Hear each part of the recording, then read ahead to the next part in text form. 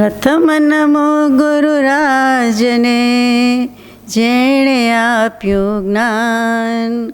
જ્ઞાને વીરને ઓળખ્યા, ટળ્યું દેહ અભિમાન. જેણે જાણ્યો ખરો આત્મા, આત્માને અન્યને. અક્ષય પૂર્ણ જ્ઞાનિતે, સિદ્ધને ધન્ય ધન્ય છે. અજ્ઞાનતિમિરાંધનાં જ્ઞાનાંજનશલાકયા, ચક્ષુરુન્મીલિतं યેન તસ્મૈ શ્રી ગુરવે નમઃ. સત્શ્રુતને નમસ્કાર, અસીમ ઉપકારી આત્માને નમસ્કાર, તારક ત્રિપુટીને નમસ્કાર, માવિત્રો સમાન મુરબ્બીઓ મુમુક્ષુને નમસ્કાર, પ્રત્યેક શુદ્ધાત્મ દ્રવ્યને નમસ્કાર. પરમ કૃપાળુ દેવ પ્રણીત વચનામૃતજી, પત્રાંક 593. આત્મા અત્યંત સહજ સ્વસ્થતા પામે, એને સર્વજ્ઞાનનો સાર શ્રી સર્વજ્ઞે કહ્યો છે. ફરીથી, આત્મા અત્યંત સહજ સ્વસ્થતા પામે, એને જ સર્વજ્ઞાનનો સાર શ્રી સર્વજ્ઞે કહ્યો છે. તે સર્વજ્ઞાનના સાર સમો સહજાત્મ સ્વરૂપ પરમ ગુરુ. તે જે કંઈ છે તે સહજાત્મ સ્વરૂપની પ્રાપ્તિ માટે કરવું છે. કેમ કે પત્રાંક 609માં કહ્યું છે તેમ કે સહજ સ્વરૂપે જીવની સ્થિતિ થવી તેને શ્રી વિતરાગ મોક્ષ કહે છે. સહજ સ્વરૂપથી જીવ રહિત નથી, પણ માત્ર તેનું ભાન નથી. જે થવું તે સહજ સ્વરૂપે સ્થિતિ છે. પછી આપણે એના વિશે આગળ જઈએ છીએ. તો આજે આપણે સહજાત્મ સ્વરૂપ પરમ ગુરુ એ મંત્ર, કેમ એ મંત્ર છે, અથવા એને મંત્ર જ કહેવાય કે કેમ, અને એની આજ્ઞા આપી છે કે કેમ, અને આજ્ઞા આરાધ્ય તો લાભ છે કે અલાભ છે, કલ્યાણ જ હોય તેમ છતાં વિચારવા જેવું છે. તો એના વિશે યથાશક્તિ વિચારીએ. મંત્ર એટલે શું? વિચાર, વિચારણા, મંત્રણા, જાદુ, જંતર મંતર, કોઈક વૈદિક ઋચા, આ બધા મંત્ર શબ્દના અર્થ થાય. મન ધાતુ છે. મન પરથી, મન એટલે આપણે જે મન સંકલ્પ વિકલ્પવાળું કહીએ છીએ નહીં, પણ શબ્દ તો એ જ છે. પણ મન ન ખોડો એટલે ધાતુ છે, વર્બ છે, ક્રિયાપદ છે, અને આ મન ધાતુના બધા અર્થ થાય. એના પરથી મંત્ર, ભેદ, રહસ્ય આવે. એના પરથી મંત્રણા આવે, વિચાર વિમર્શ આવે. એટલે આપણે વિચાર વિચારણા કહ્યું, મંત્રણા કહ્યું, વૈદિક ઋચા કહી. અને કેટલીક વખત એમ કે આ તમને કોણે ગુરુ મંત્ર આપ્યો છે, કોણે મંત્ર આપ્યો છે, કેમ આમ છો? મને તો આ મંત્ર શીખવાડી દીધો છે, આમણે ગુરુ મંત્ર આપી દીધો, એટલે હવે આ ધંધામાં બખા બહુ ફાયદો છે, બહુ લાભ છે. આ તો ખબર જ નહોતી, હવે સારું થાય છે. એમ પણ આપણે વ્યવહારમાં મંત્ર કહીએ. આ મંત્રના બધા અર્થ થયા.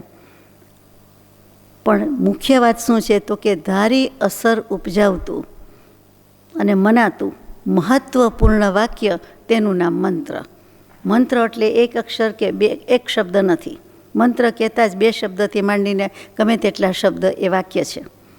એટલા માટે આપણે એને કહીએ કે વધારે શું કહેવું કે ધારી અસર કરનારું છે. અને એવું મનાય કે આ મંત્રથી અસર થાય. અને એવું મહત્ત્વપૂર્ણ વાક્ય, તેનું નામ મંત્ર. આવા મંત્ર તો આપને ઘણા આવડે છે. ઘણા એટલે ઘણા જ આવડે છે, અને ખૂબ જાણીતા મંત્ર છે. એક તો ણમો અર્યંતાણમથી, હણથી શરૂ થાય તે નવકાર મંત્ર જ છે. ખરું?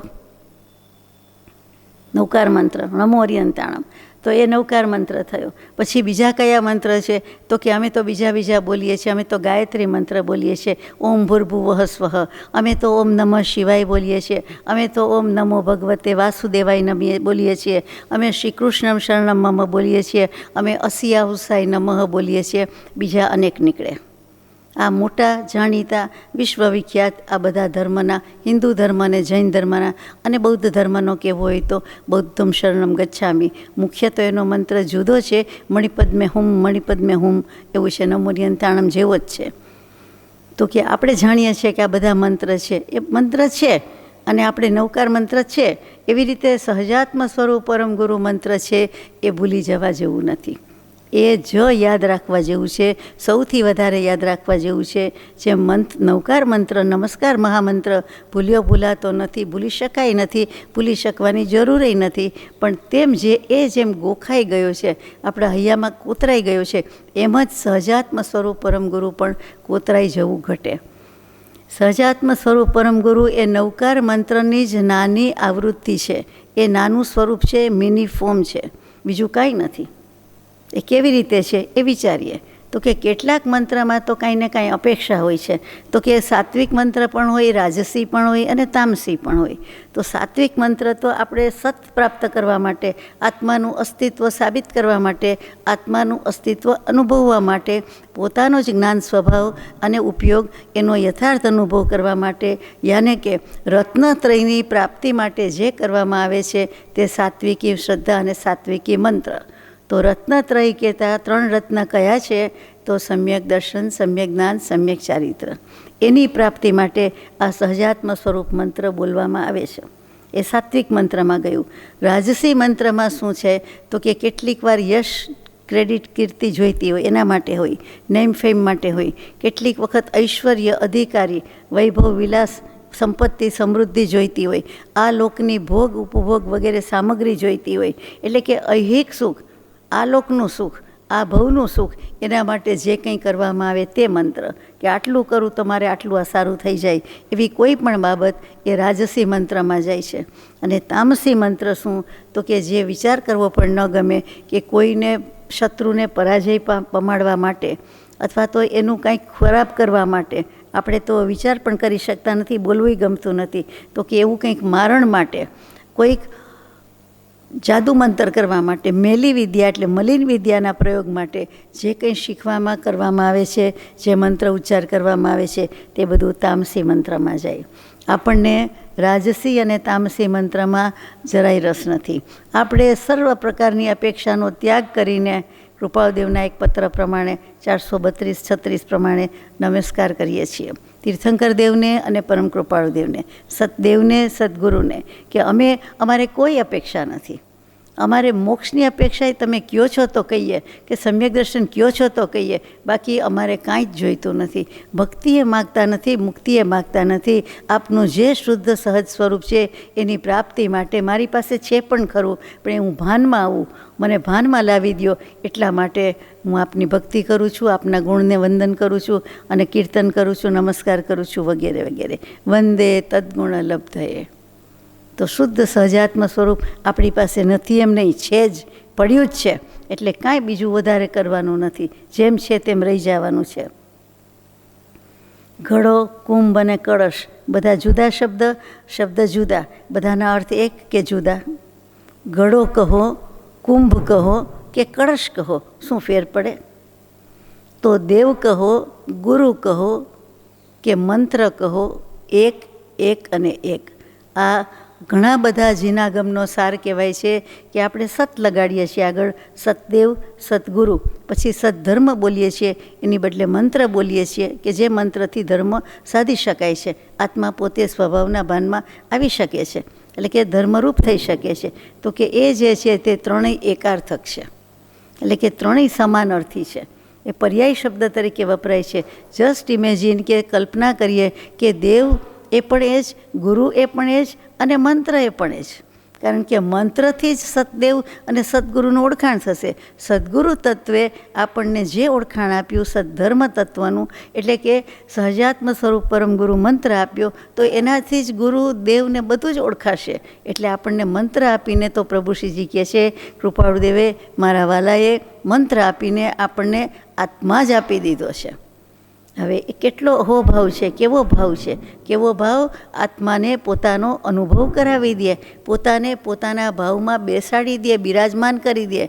આપણો આવો આત્મા અનંત મહિમાવાળો, અને આપણને એની મહિમા કોઈ લાગે જ નહીં, તો કે લાગે, એનો જ અનુભવ કરાવે, કે તું જ પરમાત્મા સ્વરૂપ છે, તું જ શુદ્ધ સ્વરૂપ છે, તું જ સહજ સ્વરૂપ છે. માનતો કેમ નથી? વાત છે માન્યાની. તું માન તો બધું તારા હાથમાં જ છે, તારા આત્મામાં જ છે, તારી પાસે જ છે. એટલા માટે આ મંત્રની વાત છે. દિવાળી નિમિત્તે દીપાવલી પર્વ, માળા પર્વ જ આપણે કહીએ છીએ, એમાં દરરોજ 36 માળા કરવાનું આપણને આજ્ઞા છે, આદેશ છે. એમાંથી પહેલી 3 માળા આપણે શું કરીએ છીએ? સહજાત્મ સ્વરૂપ પરમ ગુરુ મંત્રની. શા માટે 3 માળા જ? તો કે રત્નત્રય એટલે શું? 3 વસ્તુ થઈ. 3માં ત્રેખડ પડે, ત્રેખડ જ પાડવાની છે. આ સંસારમાં રહ્યા છીએ, જીવીએ છીએ, પણ ડૂબકા ખાતા ખાતા છીએ. એટલે કે ભવસાગરમાં છીએ તો ભવસાગરનું પાણી પી નથી જવાનું, એમાંથી તરી જવાનું છે, ઉગરી જવાનું છે, બહાર આવવાનું છે. એટલા માટે આ રત્નત્રયની પ્રાપ્તિ કરવા માટે જે કાંઈ છે તે છે. એટલા માટે સમ્યક દર્શન, સમ્યક જ્ઞાન, સમ્યક ચારિત્ર, આ 3ની પ્રાપ્તિ માટે જે કંઈ છે તે છે. એટલે કે શુદ્ધ સહજાત્મ સ્વરૂપની પ્રાપ્તિ માટે સહજાત્મ સ્વરૂપ પરમ ગુરુની 3 માળા ગણાય છે. પહેલી 3 માળા હંમેશા રત્નત્રયની સાધના, આરાધના, ઉપાસના એના માટે છે.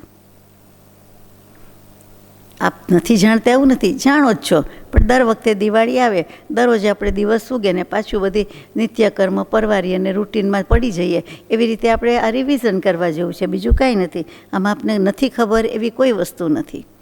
પછી મંત્રના અક્ષર કેટલા હોય? તો કે બીજ મંત્ર 9 અક્ષર સુધીનો મંત્ર હોય તો એને બીજ મંત્ર કહેવાય. 9 અક્ષરથી વધારે હોય, 20 અક્ષર સુધી હોય તો એને માત્ર મંત્ર કહેવાય. જે સહજાત્મ સ્વરૂપ પરમ ગુરુ, આત્મભાવના વગેરે ગણી જોજો, એ 13 મંત્ર હશે, 13 અક્ષર થશે તો 13 અક્ષરથી 13મા ગુણસ્થાનક કેવલ જ્ઞાન સુધી પહોંચાડી દે, એવા બધા મંત્ર છે. એટલે કે એનું ખાલી નામ જ મંત્ર. પેલો બીજ મંત્ર નાનો ટચુકડો 9 અક્ષર સુધીનો, આ તો મોટો 12, 13, 14, 15 અક્ષરવાળો. અને સહજાત્મ સ્વરૂપ પરમ ગુરુના હું તો 13 અક્ષર ગણું, બાકી આપને વધારે ખબર પડે. અને ત્રીજો માલા મંત્ર, કે જે 20 અક્ષરથી પણ વધુ હોય, એટલે ઘણો લાંબો મંત્ર કોઈ આપે, લાંબા 2-3 વાક્ય જેવો આપે, તો કે એનું નામ માલા મંત્ર. માલા શું? એટલે માળા જ છે શબ્દ, પણ બોલવામાં માલા, બાકી માળા. તો માળા મંત્ર, માળા જુદી ને મંત્ર જુદું. તો કે માળા શું છે? તો કે માલા, મામ લાતી. મા એટલે લક્ષ્મી, મા એટલે મધર, મા બા કહીએ તે. પછી મા એટલે અષ્ટપ્રવચન માતા, મા એટલે જનની, એ તો બધા એના પર્યાય શબ્દ થયા. પણ મા એટલે મત નિષેધ કે મા જજે, ત્યાં સાપ આવ્યો છે, મત જજે, મા જજે, અથવા મા જમજે, આમાં ઝેર ભેળવેલું છે. તો એ જે મા એટલે ત્યાં નેગેટિવ સેન્સમાં છે, નહીં કરતી, નિષેધાત્મક છે. અને અહીંયા મા એટલે સંસ્કૃતમાં એક અક્ષરના પણ અર્થ હોય. તો મા એટલે લક્ષ્મી, કોઈ પણ જાતની લક્ષ્મી. આપણને કંઈ લૌકિક લક્ષ્મીમાં રસ છે? શું રૂપિયા, ડોલર, પાઉન્ડમાં રસ છે? શું આ નોટમાં રસ છે? શું સિક્કામાં રસ છે? ના, ચલણ ભલે એનું છે, આપણને રસ શેમાં છે? આ ભવ શેના માટે છે? તો કે આત્મલક્ષ્મી પ્રાપ્ત કરવા માટે. પેલી ધનલક્ષ્મી છે, આ આત્મલક્ષ્મી છે. એટલે આત્મલક્ષ્મી માટે જે કંઈ કરવાનું આવે તે મા લાતી, એટલે કે મામ લાતી. જેના ગણવાથી, જે મંત્રના ગણવાથી લક્ષ્મી આવે છે, ધનલક્ષ્મી નહીં, આત્મલક્ષ્મીની પ્રાપ્તિ થાય છે, તે માલા. અને મંત્ર તો કે જેનું મનન કરતાં, વિચાર કરતાં મનને રક્ષણ આપે છે. મન એટલે સંકલ્પ વિકલ્પ, અને સંકલ્પ વિકલ્પથી જે રક્ષણ આપે છે, એટલે કે એનો ત્યાગ થઈ જાય છે, ઓછા થઈ જાય છે, લગભગ નહીવત થઈ જાય છે, તો કે એ મંત્ર ગણીએ ત્યારે. મંત્ર ગણતી વખતે કોઈ વિકલ્પ લગભગ રહે નહીં. બહુ તો માળાનો વિકલ્પ રહે કે આ અડધી થઈને, અઢી થઈને, 3 થઈને ગણવી પડે કે બાકી છે. એ બાકી છે કે નથી એ અગત્યનું નથી. એક મણકો કે પા માળા કે થોડાક મણકા ઉપર પણ આપણું મન સ્થિર થઈ જાય તો એ મહત્ત્વનું છે. આત્મસ્થિરતા માટે, સહજ સ્વરૂપની પ્રાપ્તિ માટે જ આ મંત્ર છે અને આ માળા છે. કે દેહ છોડતી વખતે બીજા બધામાંથી વૃત્તિ સંકોચી લીધી હોય એટલે એને સમાધિ મરણની માળા કીધી છે. એ સમાધિ મરણની પ્રેક્ટિસ માટે, એના અભ્યાસ માટે, જીવતા જીવે અત્યારે સારી તબિયતે, તંદુરસ્તી સારી છે ત્યારે, આપણામાં હસવા બોલવાની બધું જ ભાન છે ત્યારે આપણે સ્વસ્થ થઈને જે 2.5-3 કલાક સુધી, 2.5 કલાક સુધી માળા કરીએ, જપ કરીએ કે જાપ કરીએ, તે આ સહજાત્મ સ્વરૂપ પરમ ગુરુ એની આજ્ઞા છે. કે બધું ભૂલીને કરવાનું છે, કે જાણે કે મરવા જ બેઠા છીએ, બીજી કોઈ વાત, વિકલ્પ, વિષય, વસ્તુ, વાત કાંઈ નથી. તેથી કંઈ દેહ પડી નથી જવાનો, પ્રાણ છૂટી જવાના નથી. આયુષ્ય તો જેટલું હોય એટલું જ રહેવાનું છે. પરંતુ એમ માનીને, એટલે કે સર્વ સંકલ્પ વિકલ્પ, આદિ વ્યાધિ ઉપાધિ, બધા જ વિચાર, વિકલ્પ, પ્રોગ્રામ, પ્લાન, આયોજન બધું ભૂલીને આપણે હું દેહ છું, આત્મા છું એવોય વિચાર કર્યા વિના માત્ર માળા લીધી અથવા એમનેમ ફાવે તો એમનેમ મનથી આત્માથી સ્થિર થઈ જવાનું છે. એટલે પોતે જે છે તેને પોતે પામવાનું છે. પોતે શુદ્ધ સ્વરૂપી છે, પોતે સહજ સ્વરૂપી છે. જી હા, એમ જ છે. તો એમાં રહી જવાનું છે. શું કામ એક આટલોય વિકલ્પ કરે? આ મણકો આમ કે આ માળા આમ કે મારે હજી પૂરી નથી થઈ કે મારે હજી બાકી છે અથવા હજી વાર છે, એવો કોઈ વિકલ્પ કરવાની જરૂર નથી. બોલાવનાર બોલાવે છે ને આપણે સાંભળીને ભાવ કરવાનો છે. કેટલું સારું! આપણે જ બોલવાનું હોય તો આપણો ઉપયોગ હજી બહાર જતો રહીએ, બોલવામાં જતો રહીએ કે બીજા શેમાં જતો રહીએ. આપણે કાંઈ વિકલ્પ કરવાનો નથી. એક એકનો વારો આવે ને બોલાવે જુદી વાત છે, બાકી કાંઈ કરવાનું નથી. હવે સહજાત્મ સ્વરૂપ, એમાં સહજાત્મ સ્વરૂપ એટલે શું? પછી પરમ શબ્દ, પછી ગુરુ શબ્દ. તો સહજ એટલે સહજાયતે, સાથે જાય છે તે. આપણી સાથે આપણે કીડી હતા, કંથવા હતા, દેવગતિમાં હતા, નરક ગતિમાં એટલે નારક હતા, તો પણ આપણી સાથે આપણો આત્મા, આપણું સ્વરૂપ, આપણો સ્વભાવ સાથે જ હતા, હોય અને રહેશે.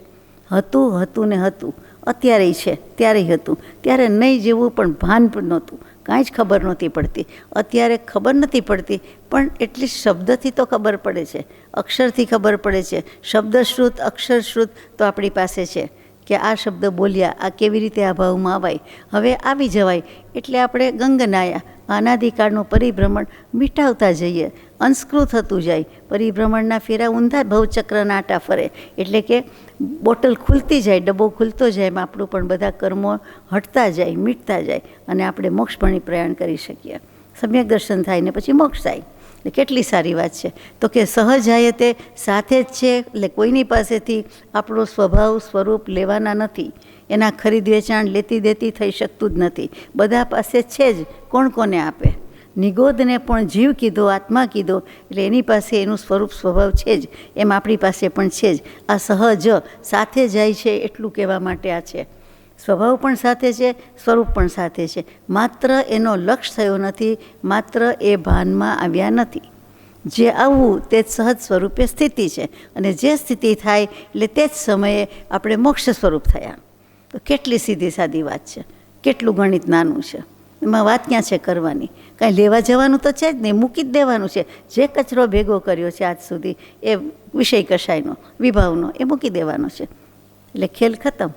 ને સ્વરૂપ આપણા હાથમાં, આપણે પોતે જ. તો આ સહજાત્મ સ્વરૂપ સાથેનો અર્થ કર્યો. પછી સહજ એટલે નેચરલ, પ્રાકૃતિક, કુદરતી.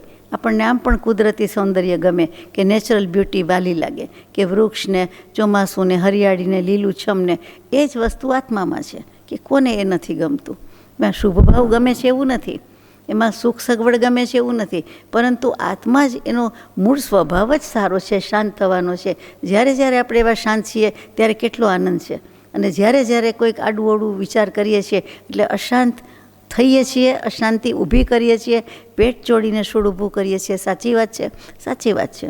કોક જ વાર બાહ્ય નિમિત્તથી ઉપાધિ આવે, બાકી આપણને જ ચેન નથી, આપણને જ ટેવ પડી ગઈ છે. અત્યારે કોઈ પૂછે કે શું વાંધો છે, શું તકલીફ છે, શું કરવું છે? કાંઈ જ નથી. આપણે કહીએ કે કાંઈ નથી, નિવૃત્તિ છે, શાંતિ છે, બસ બેઠા છીએ, ભગવાનનું નામ લઈએ છીએ, તો આપણને કાંઈ ઉપાધિ નથી. જે બધી છે તે ગૌણ કરી દીધી છે, સાઈડમાં છે, ઘરે મૂકી આવ્યા છીએ, યાદ પણ કરતા નથી, વિચાર પણ કરતા નથી. તો એ નેચરલનો અર્થ છે કે નેચર, કુદરતી. જે પ્રાકૃતિક તે પ્રાકૃતિક. ચિકિત્સામાં, સારવારમાં પણ પ્રાકૃતિક સારવાર બહુ સરસ, નેચરોપથી, કુદરતી સારવાર. વધારાનું કાંઈ ઝેર કે આડીઅવળી વસ્તુ કોઈ પેટમાં જાય જ નહીં ને, શરીરમાં જાય જ નહીં, તો પછી એના રિએક્શનની, પચાવવાની કાંઈ વાત રહેતી જ નથી. એટલે કેટલું સારું, કુદરતી રીતે. અહીંયા સહજ સ્વભાવની જ વાત છે, કુદરતી, પ્રાકૃતિક. શું કામ બીજાના વિચાર કરીએ, શું કામ બીજામાં જઈએ? પરદ્રવ્ય તે પરદ્રવ્ય, પરભાવ તે પરભાવ. પોતાના જ આત્મ સ્વરૂપમાં રહેવું સહજ આત્મ સ્વરૂપ છે. અને જેણે મંત્ર આપ્યો છે એના ઉપર પૂરી શ્રદ્ધા, પ્રેમ, પ્રતીતિ હોય તો આપણને એ મંત્ર ફળે જ ફળે. જેણે આપ્યો છે તે ભગવાને મંત્ર ફળ્યો છે, પોતે એ ભોગવ્યો છે, એ પ્રાપ્ત કર્યો છે, અચીવ કર્યો છે, સિદ્ધ કર્યો છે, સ્વરૂપ સિદ્ધિ કરી છે, સહજાત્મ સ્વરૂપી થયા છે. પછી પરમ કૃપાળુ દેવે સહજાત્મ સ્વરૂપ પરમ ગુરુ મંત્ર આપ્યો છે. એટલે ફળેલો છે અને આપણને મળેલો છે. ભલે વાયા વાયા પણ મળેલો છે. પ્રત્યક્ષ તુલ્ય જ ગણીને આપણે એનું આરાધન કરવાનું છે. પછી પરમ, આટલું રાખીએ સહજાત્મ સ્વરૂપ. પછી પરમ. સહજાત્મ સ્વરૂપનો અર્થ તો આટલો જ છે કે સાથે જાય છે, સ્વાભાવિક છે. એ સ્વાભાવિક છે એટલે એમાં જ આવી ગયું કે સર્વ વિભાવથી રહિત છે, એવું શુદ્ધ સ્વાભાવિક સ્વરૂપ છે. એ સહજાત્મ સ્વરૂપ છે. પછી પરમ. પરમ એટલે પર વત્તા મ, ખરું? મ એટલે હંમેશા સ્થિતિ સૂચક, અને પર એટલે ઉત્કૃષ્ટ, ધ બેસ્ટ વન, એટલે ઉત્કૃષ્ટ સ્થિતિ કરાવે તેવું. ઉત્કૃષ્ટ તો એક મોક્ષ છે. પરમ પદમાં લઈ જાય તે પરમ, એટલે કે છેલ્લા પદમાં મોક્ષમાં અતિ ઊંચે અને અતિ ઉત્કૃષ્ટ, શ્રેષ્ઠમાં શ્રેષ્ઠ જગ્યાએ, ઉત્તમમાં ઉત્તમ જગ્યાએ લઈ જાય તે, તો કે એ પરમ. અને ગુરુ, આ સહજાત્મ સ્વરૂપ જ લઈ જશે આપણને. અને ગુરુ. ગુરુ એટલે શું? તો કે ગુમ રવતી, ગુમ કહેતા અંધકાર અને અજ્ઞાન અને અશુચિ, એ અપવિત્રતાને, અજ્ઞાનને, અંધકારને જે રવતી, રને કાનો બે માત્રા રવતી એટલે કાપે છે. અમાસની પૂનમ કરે તેનું નામ સદગુરુ. અનંતકાળના મિથ્યાત્વમાંથી આપણને પહેલી વખત જે સમ્યક્ત્વ કરાવી શકે, જેના નિમિત્તે થઈ શકે, કરવાનું તો જીવે પોતે છે, તો કે એ સદગુરુ. અનંતકાળના પરિભ્રમણમાં કેટલાય ગુરુ મળે, કેટલાય સદગુરુ થાય, કેટલાય સત્પુરુષ છે, અનંતા થાય, એ બધાને આપણા નમસ્કાર. પરંતુ આપણો આ જીવ, એટલે મારો કહેવાનું, આપે આપનો કહેવાનું, એ જીવનો ઉદ્ધાર કરનાર તો જેના વડે, જેના નિમિત્તે સમ્યક દર્શન થાય, તે જ એના સદગુરુ. આપણે પરમ કૃપાળુદેવના વચન, પરમ કૃપાળુદેવની આસ્થા ધરાવીએ છીએ, એમનો મંત્ર આરાધીએ છીએ, એટલે આપણે સેજે અંગુલી નિર્દેશ ત્યાં જ કરીએ છીએ કે પરમ કૃપાળુદેવ એ આપણા સદગુરુ, પરમ સદગુરુ. અને જે કોઈ કેવલી ભગવાન છે એ પણ સદગુરુ જ છે, એ પરમ સદગુરુ છે. પછી અર્યંત થયા સદેહે છે, એટલે એ જ સાચા સદગુરુ છે. એ સિદ્ધ થાય છે એ તો કહેવા આવતા નથી. એટલે તો આપણે કહીએ છીએ સિદ્ધનો ધર્મ નથી કહેતા, કેવલી પ્રરૂપિત ધર્મ કહીએ. ચતારી મંગલમ, ચતારી શરણમ, ચતારી લોગોત્તમા. એમાં ચતારી ધમ્મમાં શું કહીએ? તો કે અર્યંતા, સિદ્ધા અને પછી આચાર્ય નહીં. પછી કેવલી પનત તો ધમ્મો આવે ને. મૂળ વસ્તુ તો એ જ છે ને. દેશનામાં જેણે દીધું કેવલી પ્રરૂપિત ધર્મ કયો, એણે જ શીખવાડ્યું, એમણે જ શીખવાડ્યું. અને પછી આપણને પરમ કૃપાળુદેવથી મળ્યું કે સહજાત્મ સ્વરૂપ એ તું પોતે જ છો, બીજું કોઈ નથી. આપણે એવું માનીએ કે પરમાત્માનું સ્વરૂપ, સિદ્ધનું સ્વરૂપ એ જ આપણું સ્વરૂપ છે, શુદ્ધાત્માનું સ્વરૂપ છે એ જ આપણું સ્વરૂપ છે, માનીએ. નથી માનતા. આપણને આપણું હું તો ગરીબડો, પામર, અનાથ, કાંઈ આવડે નહીં એવો, વાત સાવ સાચી છે. ક્રોધી, કામી, કપટી, અજ્ઞાની અને એવી પામરતામાં જતા રહીએ કે સાવ નિરાશા થઈ જાય. આપણને આમ ડિપ્રેશનમાં ગયા હોય એવું કે ઓહ, હું તો સાવ કાંઈ મારાથી થાય નહીં, એમાં એક આયખાના આટલા દાયકા તો જતા રહ્યા, હવે શું થાય? તો એવા પોચકા નાખે, ઢીલા થઈ જાય એવા આપણે નથી. આપણામાં ભગવાન જેવો જ આત્મા છે. આપણે પોતે એવા જ આત્મા લઈને બેઠા છીએ. કોઈ જગ્યાએ જઈ આવ્યા, દેવનારક થઈ આવ્યા, એકેય આત્મપ્રદેશ, ખાંડો બાંડો કાંઈ થયો નથી. એટલે આપણે એવું જ સ્વરૂપ છે એટલો વિચાર કરવાનો છે. નથી જાણતા એવું નથી, પણ માન્યતાની વાત આવે છે ત્યારે ભૂલી જઈએ છીએ. એટલા માટે આ કહેવાય છે. બાકી આ વાત કોઈને ખબર નથી એવું નથી. બુદ્ધિથી કે સમજણથી કે વાંચન વિચારથી તો જાણીએ જ છીએ, પણ અમલમાં મૂકતા નથી. વ્યવહાર સે હે દેવજીન, નિહચે સે હે આપ, એહી બચન સે સમજ લે જીન પ્રવચન કી છાપ. આ જ વસ્તુ સાચી છે કે વ્યવહારથી આ બધા શરણા છે, પરમ કૃપાળુદેવના, સત્પુરુષના, અથવા કોઈ પણ તીર્થંકર દેવના, કોઈ પણ ભગવાનના. પણ નિશ્ચયથી તો આપણે જ આપણો ભગવાન, આપણો જ ગુરુ, આપણે જ જે કંઈ છીએ તે છીએ. મનાય છે? નથી મનાતું. તરત જ એમ થાય કે એવું ક્યાંથી કહેવાય. ફરક ક્યાં છે? તો કે વ્યવહારથી તે છે, નિશ્ચયથી તેમજ છે. વ્યવહારથી આપણે એ ગુણો પર્યાયમાં પ્રગટાવ્યા નથી. આપણે દ્રવ્ય તો છીએ જ, આપણે આત્મા તો છીએ જ, આપણી પાસે એટલા જ અનંતા ગુણ છે, પણ આપણે એ પર્યાયમાં, રિયાલિટીમાં, વાસ્તવિકતામાં અત્યારે પ્રેક્ટિકલી, વ્યવહારિક રીતે પરિણામ આવ્યા નથી. બરાબર છે?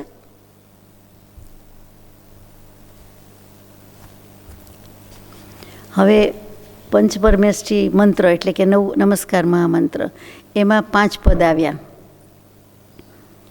એ 5 પદમાં બધાએ સંપૂર્ણપણે સહજાત્મ સ્વરૂપ પ્રાપ્ત કર્યું નથી. સિદ્ધ ભગવંતે એકદમ સંપૂર્ણ, પરિપૂર્ણ, પરિનિર્વાણ બધી બાજુથી પ્રાપ્ત કર્યું. અર્યંત ભગવંતે સ્વરૂપ સિદ્ધિ એટલી જ કરી છે, પરંતુ અઘાતી કર્મ હજી શરીર છે, આયુષ્ય છે, એટલે એટલા ખપાવાના બાકી છે. એટલે એ અપેક્ષાએ જરાક બાકી છે. શુદ્ધ સ્વરૂપ તો બરાબર જ છે, એમાં કોઈ ભેદ નથી, કેવડીમાં અને સિદ્ધની દશામાં કે જ્ઞાનમાં. પરંતુ આટલું બાકી રહી ગયું છે કે નામ કર્મ કે કેટલીક પ્રકૃતિ ખપાવાની બાકી છે, એટલો જ ફેર છે. પછી આચાર્ય, ઉપાધ્યાય, મુનિ, એમાંય એક પછી એક જોતા જાઓ તો જે પ્રમાણે ક્રમ મૂક્યો છે કે થોડો થોડો ડિફરન્સ ઓફ ડિગ્રી પણ છે, થોડોક પણ તારતમ્યતા છે, કે સહજાત્મ સ્વરૂપ અને અનુભવ એ તો એક સરખો જ હોય, પણ કેટલાક કષાયનો ક્ષય કરવામાં બાકી છે, એટલા માટે અધૂરું લાગે છે અને અપૂર્ણ છે.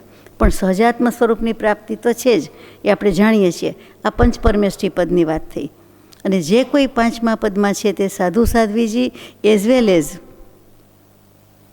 જેટલા મોક્ષ માર્ગની સાધના કરે છે તે બધા જ સાધક, એને પણ સમાવેશ કર્યો છે કે એ પણ કરે છે. ક્યારે કઈ સેકન્ડે કોનું શ્રાવક પદમાંથી મુનિપદ આવી જશે, ભલે ભાવ મુનિપણું, નિર્ગ્રંથપણું, એ ખબર નથી, એટલે એને પણ એમાં સ્થાન આપેલું છે.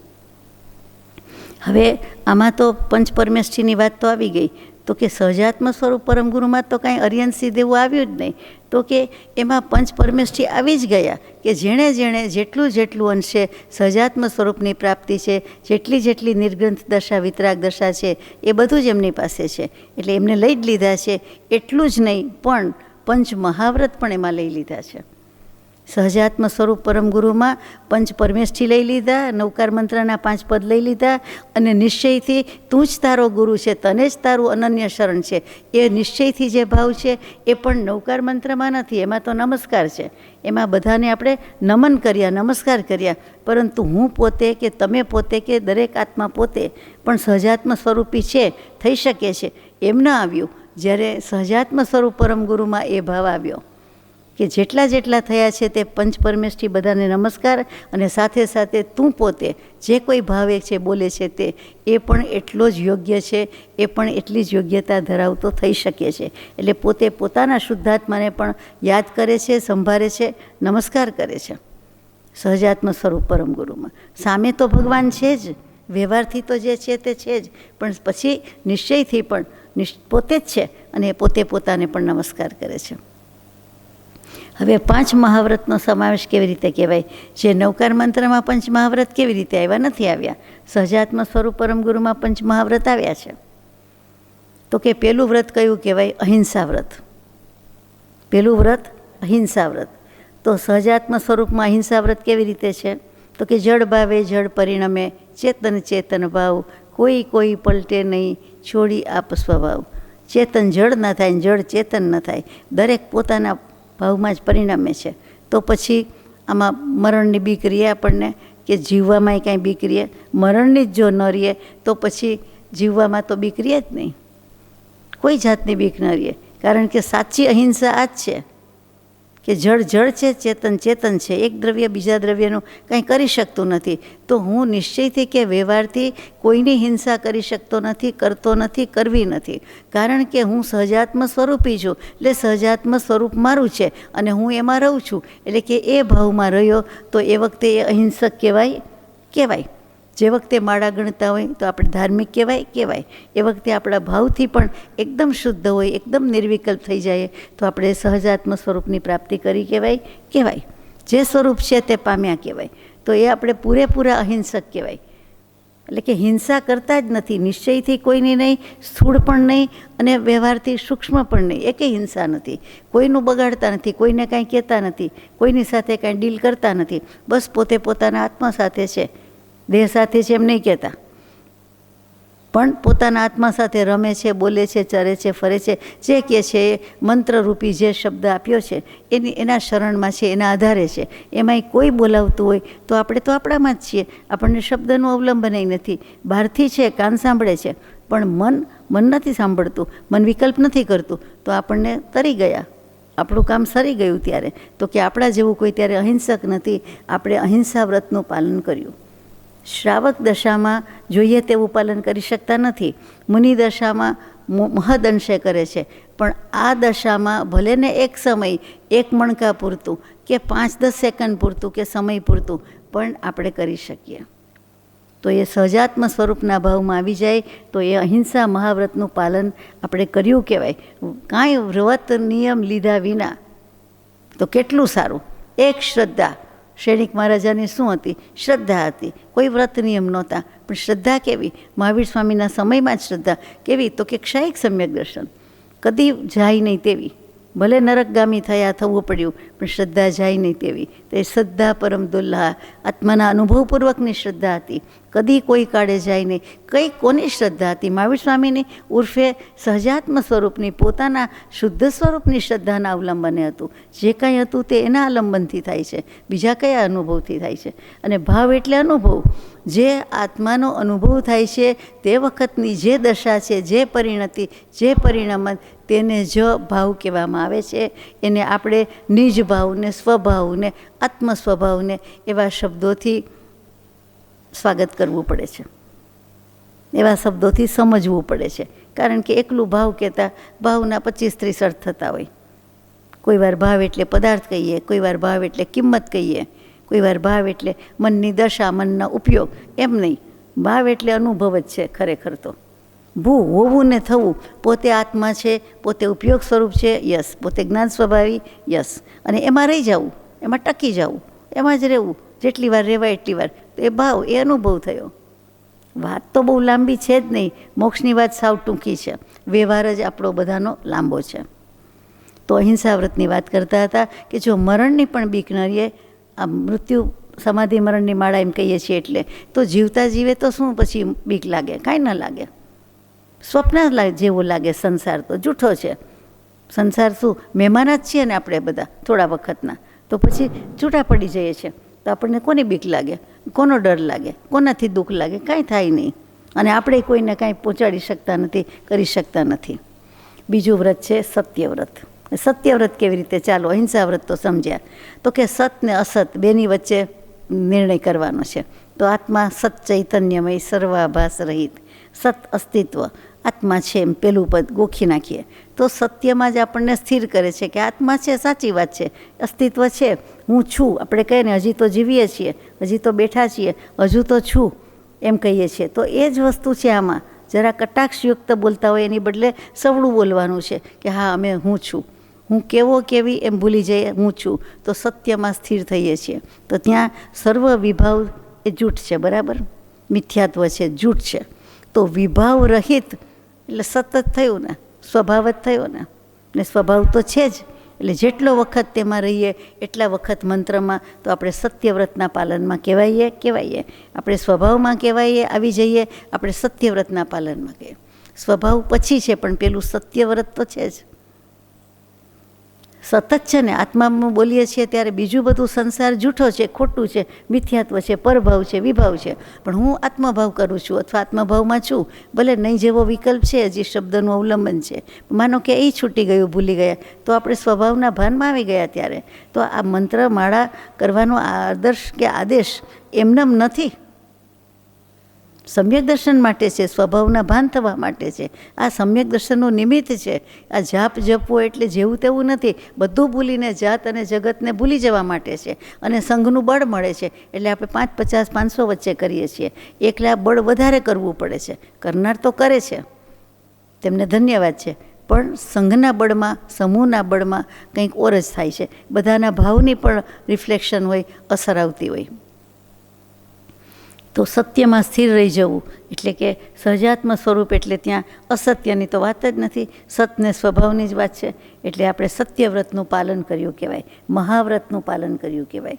ત્રીજું આવે અચૌર્ય વ્રત અથવા અસ્તેય વ્રત. સ્તેય એટલે ચોરી, એટલે કે ચોરી ન કરવી, અદત્તા દાન. કોઈના પૂછ્યા કયા લીધા વિના કાંઈ પણ વસ્તુ લેવી મૂકવી એ ચોરી છે. કંઈ પણ હોય તો આપણે જાણીએ છીએ. બીજી નાની મોટી ચોરી પણ કોને કહેવાય ખબર છે કે બીજાની વસ્તુ છે એને લઈ લેવી. કહીને કે પૂછીને તો સંમતિપૂર્વક લીધી કહેવાય, પણ લીધી. પરદ્રવ્યનું, પરભાવનું ગ્રહણ તો કર્યું અને એમનેમ લઈએ તો ચોરી છે. તો કે એ આમાં બચાવે છે કે આપણે સ્વમાં જ રહીએ, સ્વભાવમાં રહીએ, સ્વદ્રવ્યમાં રહીએ તો આપણે પરભાવ, વિભાવ, દેહભાવ, સંસાર ભાવ આવતો જ નથી. પરભાવમાં બધું આવી ગયું. તો પરદ્રવ્યને પરભાવનું ગ્રહણ કરીએ તો ચોરી છે, ન કરીએ તો એ અચૌર્ય વ્રત, એટલે કે ચોરી નથી કરતા. એ મહાવ્રતમાં આવી ગયા, ત્રીજા વ્રતમાં આવી ગયા. બરાબર છે. પરદ્રવ્ય પરભાવનું ગ્રહણ કરીએ એટલે ચોરી. 3 ભુવન કા ચોર બૃહદ આલોચનામાં ગાઈએ છીએ. ચોરીનો માલ કોઈને પચે? મેં તો સાંભળ્યું નથી. પચે? ન પચે. પણ શાહુકારનો પટ્ટો પહેરવા જેવું છે. ચોરીનો માલ હોય પણ પછી શાહુકારનો પટ્ટો પહેરાવી દીધો હોય તો શાહે વાણીઓ રડી ખાય, એમ કહેવત છે. બીજાના નામે આપણે ઠરી જાય. જેમ આપણે કહીએ ને કે અમે તો શ્રાવક, મુમુક્ષુ, જૈન, પછી કૃપાળુદેવને લગતું હોય એટલે એમ કે અમે તો પરમ કૃપાળુદેવને ભજીએ, શ્રીમદ રાજચંદ્રજી ભગવાન, અમારે તો આદેશ છે, આજ્ઞા છે, અમે તો મંત્રની માળા ગણીએ. દિવાળી આવી 3 દિવસની 4 દિવસ હોય અમારે. બેસતું વર્ષ શું, ગૌતમ સ્વામીને બેસતા વર્ષે કેવલ જ્ઞાન, તો અમારે બેસતો મહિનો ને બેસતું વર્ષ તો અમારું તો આ જ હોય. અમારે 4 દિવસ માળા, 3 દિવસ નહીં. ભૂલી ગયા તમે. એમ આપણે શ્રીમદ રાજચંદ્રજીનું નામ દઈએ, ભગવાનનું, કૃપાળુદેવનું નામ, એ નામે સાદી ભાષામાં ચરી ખાય. એમ આવી રીતે શાહે વાણીઓ રડી ખાય. એટલે આપણે ચોરી કરીએ છીએ પરદ્રવ્ય પરભાવની, પણ જેમ શાહુકારનો પટ્ટો પહેરી લઈએ, એટલે શાહુકારનો પટ્ટો પહેરવો એટલે કે મંત્રનું લેબલ, એટલે કે આપણે મંત્ર સ્મરણ કરીએ એટલે આપણને એ વ્રતનું પાલન થાય. બોલો, આવું નવકાર મંત્રમાં આવે છે? નથી આવતું.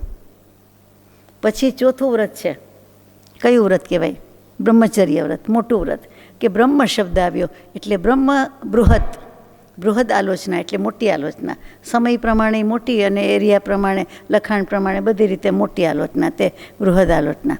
તો કે અહીંયા બૃહદ એટલે મોટું. પહેલાં ધ ગ્રેટર બોમ્બે જ હતું, ગુજરાત પછી જુદું પડ્યું. એટલે કે 1 મે 1960માં ગુજરાતનો જન્મદિવસ જુદું રચાયું. ત્યાં સુધી બધું બોમ્બે જ હતું. એટલે ધ ગ્રેટર બોમ્બે, બૃહદ મુંબઈ એમ જ કહેવાતું.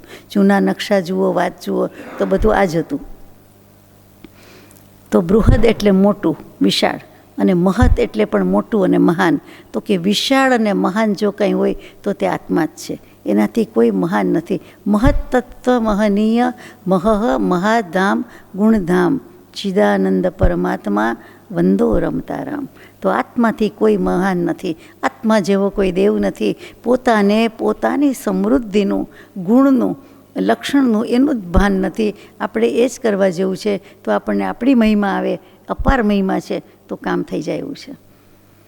અને બૃહદ એટલે વિશાળ છે. આત્મા વિશાળમાં વિશાળ, મોટામાં મોટો છે, અને અણુ કરતાં પણ નાનામાં નાનો છે. બંને છે.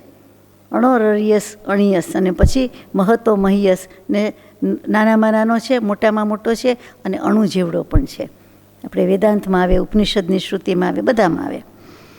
તો બ્રહ્મ એટલે જ મોટું, આત્મા, આત્મતત્વ. હવે આપણે એમાં ને એમાં રહીએ તો આપણે બ્રહ્મચર્ય વ્રતનું પાલન કર્યું કહેવાય કે નહીં? કોઈ પણ બીજો વિકાર નહીં, એટલે ફેરફાર નહીં, પરિવર્તન નહીં, વિભાવ નહીં. વિકાર શબ્દ કેવો છે અહીંયા? એટલે એકમાત્ર વિષય વાસનાનો વિકાર નથી. 5 ઇન્દ્રિયના વિષય છે, એ બધા વિકાર પરિણમતા નથી. બધામાં ફેરફાર આવતો નથી. ગમે તેવા વિભાવના બળવાન નિમિત્ત હોય તો પણ જે પુરુષ કે જે આત્મામાં કોઈ વિચલિત થતો નથી, અંશ પણ ફેરફાર પામતો નથી, તે ધીર કહેવાય છે. સાચી વાત છે? વિકાર હેતવ સતિ વિક્રિયંતે યશામ ન ચેતાંસી તે એવ ધીરાહા. વિકાર વિભાવના પ્રબળ નિમિત્ત આપણી સામે હોય જ છે, અને તેમ છતાં જેનામાં લેશ માત્ર ફેરફાર થતો નથી, કંઈ પરિવર્તન આવતું નથી, કોઈ જાતનો વિકાર વિભાવ થતો નથી, તે પુરુષો ધીર છે. આ મહાવીર સ્વામીની વાત કરતા હતા, એ ધીરવીર ગંભીર એમને જ કહેવાય છે. જે કોઈ મહાપુરુષ થયા એ બધાને આપણે ધીરવીર ગંભીર કહીએ છીએ. આપણે તો વ્યવહારમાં એ શબ્દ વાપરવા માંડ્યા છીએ, પણ વ્યવહારના ધીરવીર સમજવા જેવા. ખરા તો આ પુરુષો જ છે કે ધીરવીર અને ગંભીર. તો હવે બ્રહ્મચર્ય વ્રતમાં શું વાત હતી?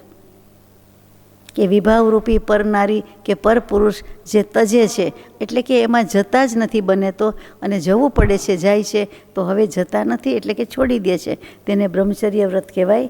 આ માળા બોલતી વખતે, મંત્ર બોલતી વખતે એ શેનો વિભાવ કરે? શું કામ કરે?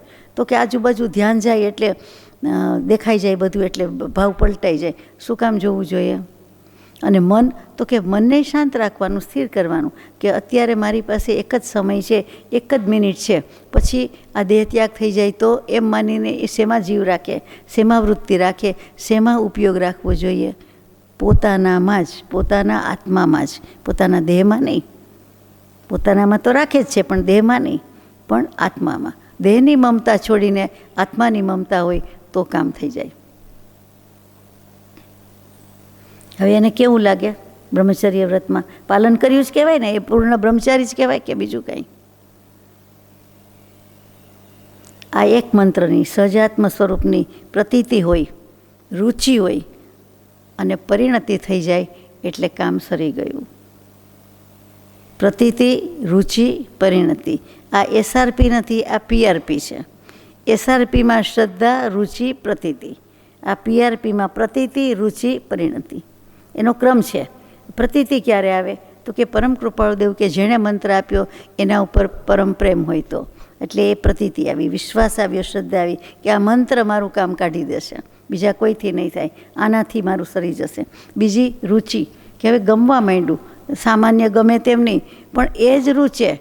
રુચિ એટલે આત્મિક ભાવ એમાં પૂરાઈ ગયો, આપણો આત્માનો ભાવ જ એમાં ગયો, એમાં જ રહ્યો, તો એ આત્મિક રુચિ થઈ. અને પછી પરિણતિ, એ પ્રમાણે પરિણામ થઈ જાય છે. એ સહજાત્મ સ્વરૂપ પરમગુરુ, એ મંત્રનું સાફલ્ય, સાર્થક્ય. અને ચોથા વ્રતનું પાલન કર્યું આપણે.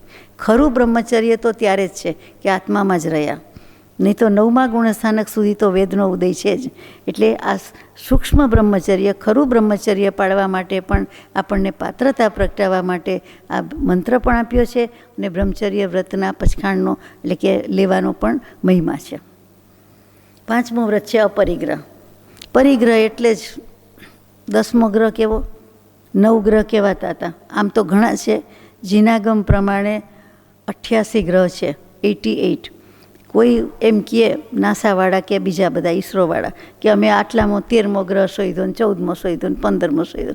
અરે ભાઈ, અમને ખબર છે 88 ગ્રહ છે, 88 ગ્રહના નામ ખબર છે, બધું છે. અમારે જવું નથી, અમારે સિદ્ધશિલા પર જવું છે, અહીંયા જવું નથી. બાકી છે જ્યોતિષકાયના દેવ જ છે ગ્રહ, અને 88 છે, એના નામ પણ છે, એની સમૃદ્ધિનું વર્ણન પણ છે. તમે શું નવો શોધવાના હતા? પણ એક કહેવાય તો એવા ગ્રહ છે. એટલે અને 10મો ગ્રહ કોને કીધો? પરિગ્રહને કીધો. તો ઘણા 10મો ગ્રહ જમાઈને કહે, મોટે ભાગે વ્યવહારમાં 9 ગ્રહ ને 10મો ગ્રહ જમાઈ. એક સંસ્કૃતમાં સુભાષિત પણ આવે, ઘરનું નથી આ.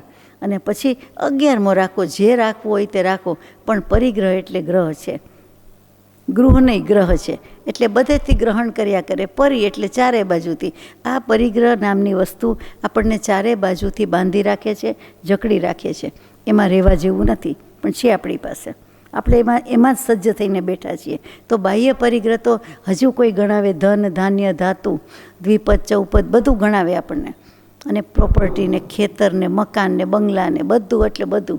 પણ અંતરંગ પરિગ્રહ તો જ્ઞાની પુરુષ જ આપણને કહે છે કે મિથ્યાત્વ અને 4 કશાય, પછી 16 કશાય અને 9 નો કશાય, એટલે દર્શન મોહનીય અને ચારિત્ર મોહનીય એ મોટો પરિગ્રહ છે. મોટી ગાંઠ છે, વાંસ જેવી દુર્ભેદ્ય ગાંઠ છે કે જે કેમેય છેદી ભેદી શકતા નથી. એ અંતરંગ પરિગ્રહ છે. પેલો બાહ્ય પરિગ્રહ છે, બંને રહિત થવાનું છે. હવે આ મંત્ર બોલતા હોઈએ ત્યારે આપણને કયો પરિગ્રહ નડે? અત્યારે આપણને સામાયિક હોય કે વગર સામાયિક હોય, મંત્ર કે વગર મંત્ર, અત્યારે આપણને કયો પરિગ્રહ નડે છે? કાંઈ નડતો નથી, કોઈ વસ્તુ નડતી નથી. જે ઘરમાં પરિગ્રમાયનો છે તે અહીંયા તો પરિગ્રમાયનો છે, નડે. સાપડો જોઈએ, પુસ્તક જોઈએ, કેમેરા જોઈએ, લાઇટ જોઈએ, આમ જોઈએ, તેમ જોઈએ, એ પરિગ્રહ છે, આપણને બાંધી રાખે છે. પણ બાકી એકેય વસ્તુનો પરિગ્રહ અત્યારે નડતો નથી. કોઈ ડોક્યુમેન્ટ્સ આડા આવતા નથી, કોઈ વસ્તુ આપણને મૂંઝવતી પજવતી નથી. તો એ પરિગ્રહ છોડી દીધો ને, એ વખતે અપરિગ્રહ વ્રત છે.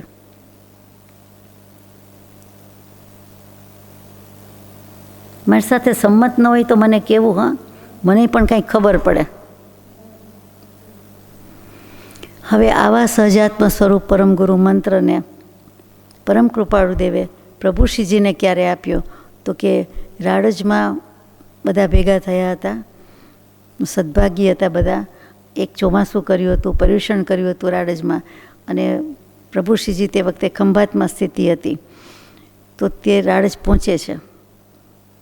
અંબાલાલભાઈ રોકે છે, અટકાવે છે કે કૃપાળુદેવને પૂછ્યું નથી ને આપ પધાર્યા. ના પાડે છે. પૂછવા જાય છે તો કે ના પાડે છે. કૃપાળુદેવ કેવી રીતે ના પાડે છે? તો કે જો તમને માઠું ન લાગતું હોય, કે તમે સમજી જતા હોય, એક્ઝેક્ટ શબ્દ આપને ખબર હશે, તો કે તો તમે પાછા જાઓ. મંત્ર આપતા નથી, દર્શન આપતા નથી, કાંઈ કહેતા નથી, બોધ આપતા નથી. ચાલીને આવેલા છે, આપણી જેમ કારમાં નથી ગયા. એટલે રાડજથી ખંભાત 5-7 કિલોમીટર એ ચાલીને પગપાળા, એમને નથી લાગતું પણ આપણને લાગે છે. અને એ પહોંચી જાય છે ખંભાત. ઘણું દુઃખ લાગે છે કે અરે આ મને મુપતિ અથવા સાધુ વેશ જ આડો આવ્યો ને, આ મહાવીરનો વેશ જ મને અંતરાયભૂત થયો. અત્યારે આ બધા જઈ શકે, પહોંચી શકે, કરી શકે અને હું જ નહીં, એમને લાગી તો આવે છે. પણ મન મક્કમ કર્યું છે. અને પછી કૃપાળુદેવ પણ કરુણાળુ જ છે, એમને પણ લાગી આવતું હોય. પરાણે દિલ પર વજ્ર જેવું પથ્થર મૂકીને જ એમને કહેવું પડ્યું હોય. એ પછી સૌભાગભાઈને શ્રી સૌભાગભાઈ, પૂજ્ય શ્રી સૌભાગભાઈ, સાયલાવાસી શ્રી સૌભાગભાઈ, જે મુમુક્ષુએ વિસ્મરણ કરવા યોગ્ય નથી તેવા, તેમને એ વખતે તેઓ શ્રી પણ હતા ત્યાં, અને તેમને મોકલ્યા. અને ખંભાતમાં પૂજ્ય શ્રી અંબાલાલભાઈના ઘરે એ મંત્રનું દાન આપવામાં આવ્યું કે સહજાત્મ સ્વરૂપ પરમ ગુરુ. કેટલા બધા યુગની સાધના પછી જેમ મહાવીર સ્વામીનું જીવન ચરિત્ર પૂર્વભવોનું વાંચીએ છીએ એમને મળે છે, એવી રીતે આ પણ કેટલા કષ્ટો ઉઠાવ્યા હશે ત્યારે કૃપાળુદેવ મળ્યા. અને એમાં પણ કેટલી બધી તાલાવેલી તમન્ના અને તલસાટ છે, પછી એ તરસ છીપી છે અને મંત્ર મળ્યો છે. આપણને સ્વાભાવિક લાગે છે. પછી વિક્રમ સંવત 1954માં વસો ક્ષેત્રમાં શ્રી વસો તીર્થમાં કૃપાળુદેવ થકી પ્રભુશ્રીજીને સ્વરૂપ જ્ઞાનની પ્રાપ્તિ, આત્મજ્ઞાનની પ્રાપ્તિ, નિશ્ચય સમ્યક દર્શન, આત્મ અનુભવ, જે કયો તે સ્વરૂપ દર્શનમાં બધું આવી ગયું. પછી જે કોઈ સત્સાધન માગવા આવે તો શું કહેવું એ પ્રમાણે કહ્યું. ત્યારે કહ્યું કે 7 અભક્ષ 7 વ્યસનનો ત્યાગ કરાવો, આ 3 મંત્ર, આજ્ઞા અને 7 અભક્ષ્ય વ્યસન તો કહ્યું જ. અને સહજાત્મ સ્વરૂપ પરમગુરુ મંત્રની માળા એ તો અવશ્ય જ કરવાની. પ્રતિષ્ઠાનો પ્રસંગ હોય, પવિત્ર પ્રસંગ હોય, માંદગી હોય, મૃત્યુ હોય, ગમે ત્યારે હોય, ઉદ્ઘાટન હોય, જે શબ્દ કયો તે, પણ સહજાત્મ સ્વરૂપ પરમગુરુ મંત્ર બોલવાની આજ્ઞા છે. એ વખતે આપણને એમ થાય કે અમને તો આત્મભાવના વધારે ગમે, અમને તો પરમગુરુ નિર્ગ્રંથ ગમે, તો ચાલે બાલે નહીં. એ ગમે બમે ન ચાલે. આ ગાવામાં સારું ફાવે, આ પ્રાસ સારો ફાવે, આ બધાને ગમે છે, એ ન ચાલે. સહજાત્મ સ્વરૂપ પરમગુરુ એટલે એ જ શબ્દો, એમાં કાંઈ ફેર ન કરાય. આપણાથી આગળ કે પાછળ શ્રીને જીને રેને કાંઈ લગાડાય નહીં. મંત્ર તો એઝ ઇટ ઇઝ, જેમ છે તેમ બોલાવવું જોઈએ. એ મંત્રની એમને આજ્ઞા કરી. સુરતમાં પ્રભુશ્રીજીની વાત છે હવે, ઈસવીસન 1934માં, અને આશ્રય સુરત તીર્થને જાય છે. તે ક્ષેત્રમાં પ્રભુશ્રીજી ફરમાવે છે, તે શબ્દ સહ આપણે વાંચીએ છીએ કે સહજાત્મ સ્વરૂપ પરમગુરુ એ મહાચમત્કારિક મંત્ર છે. સંભાળતા, યાદ કરતા, બોલતા, વૃત્તિ તેમાં વાળતા કોટી કર્મ ખપે છે, શુભ ભાવ થાય છે, શુભ ગતિ અને મોક્ષનું કારણ થાય છે. મરણ સમયે ચિત્તવૃત્તિ મંત્ર સ્મરણમાં કે તે સાંભળવામાં જોડાય તો ગતિ સારી થઈ જાય છે અને જન્મ મરણથી મુક્ત થવાનું સમર્થ કારણ થાય છે. જન્મ મરણથી મુક્ત થવાનું સમર્થ કારણ એટલે સમ્યક દર્શન થઈ શકે છે, થાય છે. વૃત્તિ તેમાં વાળી છે, માટે દેખીતા તો કોટી કર્મ ખપે જ છે કે શુભ મંત્ર છે, શુભ ભાવ થાય છે એટલે કેટલાક કર્મ ખપે છે, પણ શુદ્ધના લક્ષ્ય છે, આપનાર જ્ઞાની પુરુષ છે, એ ખાતરી છે, એટલા માટે કરે છે. એટલે એ આખો ભાવ જ જુદો છે. એ મંત્ર જેણે સિદ્ધ કર્યો છે, ફળ્યો છે, તેનો આપેલો છે, એટલે ત્યાં આજ્ઞાપૂર્વક કરે છે. એ આખો ભાવ ત્યાં બદલાઈ જાય છે. એટલે એનું પરિણામ પણ આખું બદલાઈ જાય છે. સામાન્યપણે જે મંત્રનું ફળ આવતું હોય એમાં અને આ મંત્રના ફળમાં આસમાન જમીનનો ફેર આવે. આ મોટી વાત છે. એક આજ્ઞા એ છે, જેમ કોઈ પણ બાબતમાં નાના ને મોટા ઘરમાં વ્યવહારમાં બહુ સ્થૂળ દૃષ્ટાંત છે, પણ વડીલને કે મોટાને પૂછીને કહીને કર્યું હોય સારું કામ કે ખરાબ કામ, અને જે એ જવાબદારી નથી, ફ્રી રહેવાય છે, એને કોઈ ક્ષોભ નથી, અને પછી જે થાય છે અને વગર પૂછે બધું કર્યા કરે છે, એટલે કે સ્વચ્છંદ જ કરે છે. અને જે અત્યારે મોડર્ન ટાઈમ્સ સાંપ્રત પ્રવાહમાં એ જ દેખાય છે. કોઈને કેવા પૂછવા રહેતું નથી, અને સ્વચ્છંદે નિજ મતિ કલ્પનાએ લગભગ વર્તન હોય છે.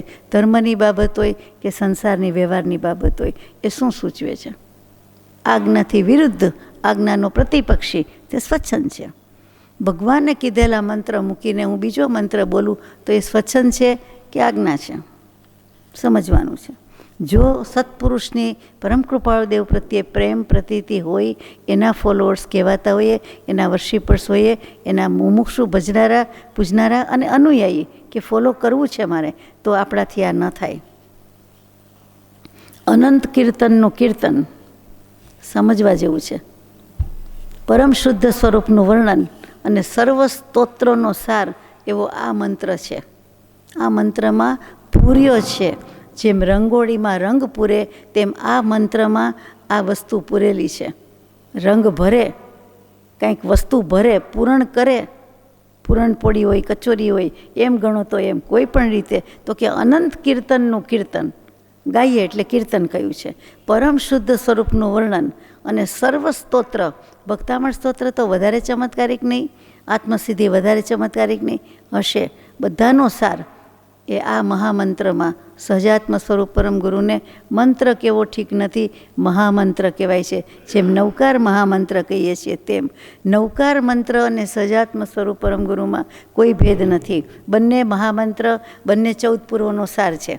અને બંનેનું એનાથી પણ મિની ફોર્મ કે નાનું સ્વરૂપ તો કે ઓમ, ઓમકાર, એમાં પણ એટલું જ સમાય છે. પણ એકલું ઓમ ઓમ આપણને ફાવતું નથી, ગમતું નથી. અને આ ભગવાને દીધેલો છે, એણે કરી બતાવ્યું છે, પ્રયોગ સિદ્ધ છે, એને ફળેલો છે, એને સિદ્ધ કરેલો છે, અને એણે આપવાની કૃપા કરી છે. માટે એનું અતિશય મહાત્મ્ય છે, એ ભૂલવા જેવું નથી. આજે લાગે કે નહીં, પણ જ્યારે લાગે ત્યારે પણ એ મોટી વાત છે. આજ્ઞાની વાત હતી કે એક તો પહેલી આજ્ઞા તો કે જ્ઞાનીના શ્રી મુખેથી મળતી આજ્ઞા છે, એનું મહાત્મ્ય છે કે આજ્ઞાનું આરાધન એ જ તપ અને એ જ ધર્મ. તો કે જ્ઞાનીના સ્વમુખે મળતી આજ્ઞા એ નંબર 1, પહેલામાં પહેલી કે મહાવીર સ્વામીને ગૌતમ સ્વામી હોય, પછી આપણે આગળ લઈએ દાખલા, તો કે આજ્ઞા કહેવાય. પછી બીજી તો કે પ્રત્યક્ષ જ્ઞાનીની જેણે આજ્ઞા કરી હોય એના દ્વારા મળે. જેમ કે કૃપાળુદેવે પ્રભુશ્રીજીને કહ્યું, પ્રભુશ્રીજીએ બ્રહ્મચારીજીને કહ્યું, બ્રહ્મચારીજી હવે નથી, આપણી સામે વિદ્યમાન સદેહ નથી, તો આપણે ગોખ પાસેથી આજ્ઞા લઈએ, શિલાલેખ પાસેથી લઈએ, પણ જ્યાં એ બિરાજતા હતા ત્યાંથી લઈએ, પણ જ્યાંથી લઈએ ત્યાંથી એમને પ્રત્યક્ષ તુલ્ય માનીને આપણને આપતા હોય, હાથો હાથ આપતા હોય એવું કરીએ છીએ. તો કે એનું મહાત્મ્ય છે. અને ત્રીજું જે છે તે કે પ્રત્યક્ષ જ્ઞાનીની આજ્ઞા જે આરાધતો હોય તેની પાસેથી તેનું મહાત્મ્ય સમજીને લઈએ. હવે માનો કે કૃપાળુદેવે નથી, બ્રહ્મચારીજી પણ નથી, તો એની આજ્ઞાના આરાધક જે એક પછી એક બધા થતા જતા હોય, અથવા જાણીતા અજાણ્યા જે હોય તે આજ્ઞાનો આરાધક છે, તો એ કરે છે, એ કૃપાળુદેવને ભજે છે. માટે મારે પણ એ જે કરે છે એ જ આજ્ઞા લેવી, એ જ મંત્ર લેવો, એમ જ મારે કરવું. એટલે એનું પણ મહાત્મ્ય છે. એટલે 3 રીતે આજ્ઞા માનેલી છે. આપણે ટૂંકમાં લઈએ છીએ કે 3 પ્રકાર જ્ઞાનીની આજ્ઞા આરાધવા માટે જ છે, અને 3થી કલ્યાણ એટલું જ સરખું જ થાય છે. જી પહેલું દૃષ્ટાંત છે કે શ્રી ગૌતમ સ્વામી મહાવીર પ્રભુ પાસેથી રૂબરૂમાં ધર્મ પામ્યા તે. બીજો ભેદ છે કે ભગવાન મહાવીરે નિર્વાણને દિવસે શ્રી ગૌતમ સ્વામીને કહ્યું કે જાઓ તમે અમુક દેવશર્મા બ્રાહ્મણને ત્યાં જાઓ અને ધર્મ આ રીતે સંભળાવજો. શું કહેવું, કેમ કહેવું એ મહાવીર સ્વામીએ સમજાવ્યું છે, કહ્યું છે. તે જ પ્રમાણે ગૌતમ પ્રભુએ દેવશર્મા બ્રાહ્મણને કે અગ્નિશર્મા જે નામ હોય તે એને સંબોધ્યા છે, બોધ્યા છે, અને કલ્યાણ થયું છે. અને ત્રીજું છે તો કે લચ્છી અને મલ્લી નામના ક્ષત્રિયો, જેમ પાંડવ કૌરવનું યુદ્ધ હતું એવું મોટું યુદ્ધ થયું હોય. મહાવીર સ્વામીના સમયમાં ચેટક રાજાનું યુદ્ધ ઘણું મોટું કહેવાય છે. કરોડોના કરોડો કેટલી વસ્તી હશે વિચારવા જેવું છે. ગયા છે એ યુદ્ધમાં, માર્યા ગયા છે. એમાં એક વણાગ નટવર નામનો શ્રાવક રાજા છે. જુઓ, એ વખતે શ્રાવક હોય ને એ ગોવાળિયા ગોપાલ પણ હતા અને રાજા પણ હતા, શ્રાવક પણ ખરા. 10,000 અને 10,000 ગુણ્યા 10 ને 100 એટલી ગાયનું એક કુળ કહેવાય, અને બધું રાખતા. તો આ તો રાજાની વાત છે. તો વણાગ નટવર નામના શ્રાવક રાજા અને ભક્તિભાવવાળો હતો. એને મોટા રાજા એટલે કે ચેડા એટલે ચેટક મહારાજાનો હુકમ થવાથી યુદ્ધમાં ઉતરવાનું હતું. યુદ્ધ પણ ખેલવા પડતા. તે 2 ઉપવાસ કરીને એક દિવસ પારણું, એવી રીતે છઠ આપણી ભાષામાં 2 ઉપવાસ એક પારણું એમ હંમેશા કરવા જતા હતા. તો પારણાના દિવસે જ યુદ્ધ ખેલવા જવાનું થયું. તો પારણું કરીને જવાની બદલે એમ થયું કે હું 3જો ઉપવાસ જ કરી નાખું. એટલે એમણે 3જો ઉપવાસ કર્યો, અને પછી ગુરુની સંમતિપૂર્વક ઉપવાસ કર્યો છે. એ પાછું મહાત્મ્ય છે. એમને પૂછ્યું અને ગુરુએ હા પાડી કે ભલે. હવે જો ગુરુ સાથે સાથે આજ્ઞા કરી દે છે કે યુદ્ધમાં તને એમ લાગે કે હવે દેહ વિશેષ ટકે તેમ નથી, તો સારથીને કહીને રથ એકાંતમાં હંકાવી નીચે ઉતરી જમીન ઉપર સ્વસ્થ સૂઈને, આ સહજાત્મ સ્વરૂપ પરમ ગુરુ મંત્ર નહોતો ત્યારે, તો નવકાર મંત્રનું આરાધન ભક્તિ કરવી. સમજી ગયા? વિનયપૂર્વક યુદ્ધમાંથી ઉતરી જવાનું, સાયંકાળે યુદ્ધ બંધ થઈ જાય. અત્યારે તો સીઝ ફાયર લાઇનનોય ભંગ થઈ જાય, અને ત્યારે તો છાપા મારી દે. અત્યારે એવું નહોતું, નીતિપૂર્વક લડાઈ થતી. સાયંકાળ થાય એટલે પૂરું. તો કે તે વાત તેનો સારથી સાંભળતો હતો, ડ્રાઈવર. તેણે પણ વિચાર્યું કે રાજા કરે એમ મારે પણ આખર વખતે કરવું. એટલો સંકલ્પ ત્યારે જ કરી લીધો કે મોત તો ગમે ત્યારે આવે. પછી યુદ્ધમાં ગયા. સામે લડવા આવેલાએ કહ્યું કે તમે પ્રથમ ઘા કરો. આપણે કે ને તમે દાવ લ્યો કે તમે ફેંકો, સર્વિસ. તો ના પાડી કે હું તો માત્ર બચાવ કરવા માટે આવ્યો છું, મારે લડવું નથી. જુઓ કેટલી સમજ છે કે મારે ઘા કરવો નથી. શત્રુ ઘા કરે તો વારીશ, પણ હું સામેથી પેલો ઘા નહીં કરું. એટલે પેલો માણસ તો શૂરવીર અને વધારે શૂરવીરતામાં આવી અને 5 બાણ રાજાને, 5 બાણ સારથીને અને બીજા 5 2 ઘોડાને પણ મારી દીધા. પણ રાજા કંઈ બચાવ કરી શક્યો નહીં, અને મરણ પમાડે તેવા બાણ જાણી તે સારથીને એક બાજુ નદી તરફ લઈ ગયા, અને ત્યાં જઈને ઘોડાના બાણ કાઢી નાખ્યા. એટલે તરત જ પ્રાણ રહિત થઈ ગયા. એ જીવલેણ જ હતા. પોતાની દશા પણ થશે એવી જ થશે એમ જાણીને નદીની રેતીમાં તે રાજા સૂઈ ગયો. સારથીએ પણ જે તે કરે તેમ કરવા માંડ્યો. પછી રાજાએ હાથ જોડીને પ્રાર્થના કરી. તે દાસને પ્રાર્થના આવડતી નહોતી, એટલે કે મંત્ર આવડતો નહોતો, પણ એવા ભાવ કર્યા કે હે ભગવાન, આપણે કરવા જેવા છે. હું કંઈ જાણતો નથી, પણ આ રાજા જ્ઞાનીનું કહેલું જે કાંઈ કરે છે તેવું જ મારે પણ કરવું છે. પ્રભુશ્રીજીએ જે કર્યું તે, બ્રહ્મચારીજીએ જે કર્યું તે, ને જે કહેવાનું કર્યું છે એ મારે કરવું છે. પ્રભુશ્રીજીએ એમ જ કર્યું કે મેં તો આ આત્મા જોયો નથી, પણ શ્રી સદગુરુદેવે જેવો જોયો, જાણ્યો, અનુભવ્યો તેવો જ મારો આત્મા છે, તે જ આપણે કરવા યોગ્ય છે. પણ મને આવડતું નથી, પણ તેને હો તે મને હો, તે જે કરે તે મારે કરવું. એવી ભાવના કર્યો, અને પછી કરી અને તેણે પોતાની છાતીમાંથી બાણ ખેંચી કાઢ્યા, અને દાસે પણ તેમ જ કર્યું એનું જોઈને, અને બંનેના દેહ છૂટી ગયા. રાજા દેવલોકમાં ગયા, અને દાસ એનું એટલું પુણ્ય નહોતું, પણ આપણી રીતે, મારી રીતે તો વધારે કહેવાય, તો વિદેહ ક્ષેત્રમાં, એટલે મહાવિદેહ ક્ષેત્રમાં મનુષ્ય થયો. એટલે એને કલ્યાણ કરવાની વહેલી તક મળી. રાજાને કાળક્ષેપ થયો, ડિલેડ, પ્રોગ્રામ ડિલેડ. એ દેવલોકમાં ક્યારે પૂરું થાય, પછી ક્યારે મનુષ્ય ભોગ મળે, અને પાછું આત્મકલ્યાણનો પ્રયત્ન કરે, ત્યારે નવે નાકે દિવાળી. જ્યારે આ સારથી છે, ત્રીજાનું જોઈને કરે છે, એક શ્રદ્ધા કે આ જે કરે છે, આ જે વચન છે, આ જે મંત્ર છે, મારા મનનું રક્ષણ કરે છે, મારા આત્માનું રક્ષણ કરે છે, અને મારે એ મંત્ર કરવા યોગ્ય જ છે. એટલે કે એનું આરાધન કરવા યોગ્ય છે. આપ તો દરરોજ 3 માળા, 5 માળા ઓછામાં ઓછી કરો છો. કેટલાક તો દરરોજ 36 માળા કરે છે. નમસ્કાર છે, ધન્યવાદ છે. હજી રાજા તો દેવલોકમાં જ છે, અને પેલા ભાઈ આગળ થઈ ગયા. આ મંત્રનો પ્રભાવ, આ મંત્રની સિદ્ધિ. સહજાત્મ સ્વરૂપ પરમ ગુરુ અંતમાં જયકાર શ્રી ગુરુદેવનો જન જગતમાં હિ ગજાવજો. શુભ ભક્તના જે ધર્મ તે અતિ પ્રેમ સાથે બજાવજો. આવડતું હોય તો ગવાઈ સાથે. ગુરુ ધર્મ ધારક કર્મ વારક ધ્યાનમાં નિત્ય ધરું. સહજાત્મ રૂપી સેવ્ય ગુરુને વંદના વિધિએ કરું. સહજાત્મ રૂપી સેવ્ય ગુરુને વંદના વિધિએ કરું. સહજાત્મ સ્વરૂપ પરમ ગુરુ.